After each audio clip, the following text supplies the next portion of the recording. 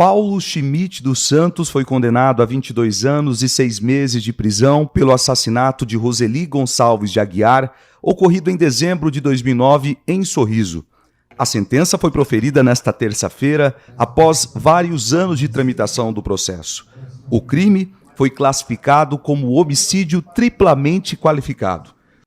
Hoje, com a pena final, Paulo Schmidt dos Santos dá uma pena definitiva de 22 anos e 6 meses de prisão. O regime fechado. O magistrado, Dr. Rafael, responsável pelo caso, explicou que o processo enfrentou anos de tramitação devido à complexidade e à necessidade de desmembramento das ações contra 2 réus.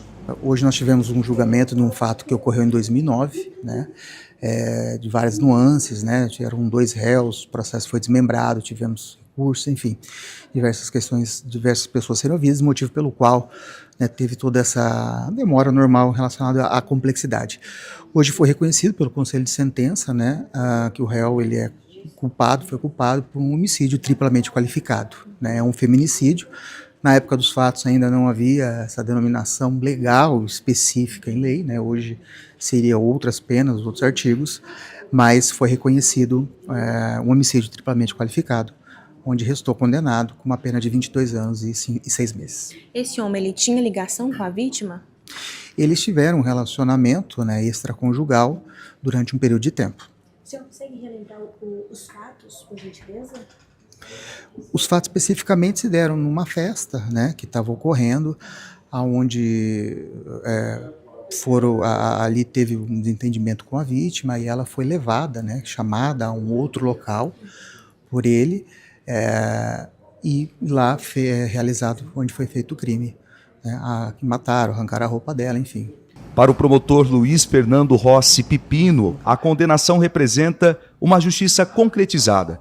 Ele ressaltou que a família da vítima nunca deixou de buscar punição e lembrou que a irmã de Roseli já havia aconselhado a vítima a encerrar o relacionamento, que era marcado na época por ameaças e violência. Os familiares estão com o sentimento de justiça feita, aquele sentimento de justiça concretizada, apesar do tempo, dos fatos até o julgamento na data de hoje.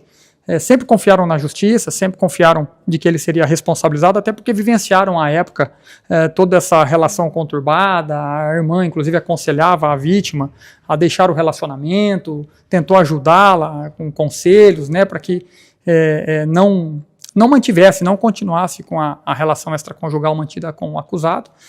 Deixou uma filha menor de idade, portadora de deficiência, e apesar do tempo nunca deixaram de confiar na justiça e acreditaram na punição do réu, do agressor, do feminicida, que praticou um crime covarde contra a Rose, à época uma jovem mulher de 33 anos de idade. E esse homem, ele saiu agora do sul do estado, veio hoje para esse julgamento daqui, já fica detido.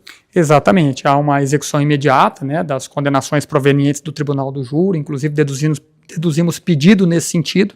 A decisão do júri é soberana, é a soberania dos vereditos, e uma vez decidido, o cumprimento imediato da pena é medida que se impõe de rigor, logo já saiu detido, preso, com uma pena de 22 anos a ser cumprida em regime inicialmente fechado. O réu foi preso e agora cumprirá a pena em regime fechado. A defesa já recorreu da decisão e diz que contra Paulo não existe materialidade que ligue Paulo à cena do crime na época do fato. O tribunal entendeu, pelos 7 jurados, pela condenação de Paulo. A nossa tese ela é negativa de autoria, porque não existe prova de que Paulo cometeu esse crime, existe prova do crime. Não existe prova que ligue ele ao cenário do crime. Prova. O que existe são diversas conversas que ele tinha relação conturbada com a vítima. Mas é como eu disse, uma relação conturbada não leva diretamente uma pessoa à prática de um crime. A gente diz no meio do direito que prova de materialidade, que é a existência do crime, não é prova de autoria. Mas o Tribunal do Júri reconheceu, e aí nós vamos utilizar, obviamente, já fizemos isso no mesmo momento aqui, a interposição do recurso para nulidade deste júri.